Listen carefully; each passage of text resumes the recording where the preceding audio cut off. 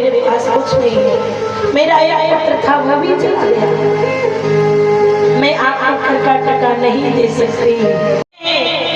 इतना रुदन करती रही वो माँ, अकेली बरतती रही, अकेली तड़पती रही।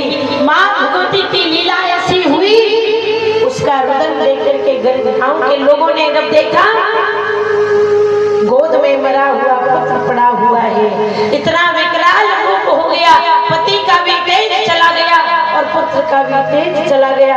एक स्त्री का जब पिता का और पति का और पुत्र का तेज चला जाता है तो उस धर्म पत्नी हो, उस पुत्री के पास, उस कन्या के, उस स्त्री के पास कुछ बचता नहीं है। ऐसा रूप हो गया मानो नगर के लोगों ने शोर करना चालू कर दिया, अरे गांव में कोई राक्षसनी आई है जो छोटे छोटे बालकों को खा जाती है, छोटे छोटे बालकों को मौत के घाट उतार देती है। ऐसा बलाम करने लगे, सब जोर से चिल्लाने लगे और माँ की स्थिति खराब हो गई। रुदन करते करते माँ ने आग्रह किया, पुत्र को जलाने दीजिए, घर का टका निकालो तो लाश जलाई जाएगी। गांव के लोग इकट्ठा हो गए, तलवार लेकर के आ गए, उसको मारना चाहते।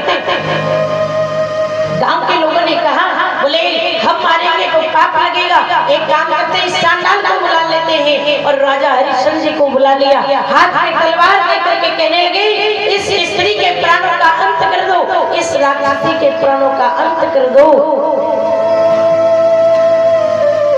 ये बालकों की हत्यारी, ये छोटे छोटे बालकों को खा जाती है।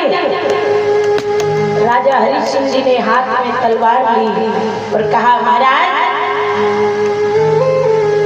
आप चाहे जितना बड़ा काम करवा लीजिए, पर मैं ये काम नहीं कर सकता, एक स्त्री पर हाथ नहीं उठा सकता। एक स्त्री को मैं मौत के घाट नहीं उतार सकता, आप चाहे जो करवा लो, पर मैं स्त्री पर प्रहार नहीं कर सकता, क्योंकि मैंने बड़े बड़े विद्वानों से पढ़ा है, जो स्त्री पर हाथ उठाते हैं वो कायर होते हैं। मैं ये काम नहीं कर सकता।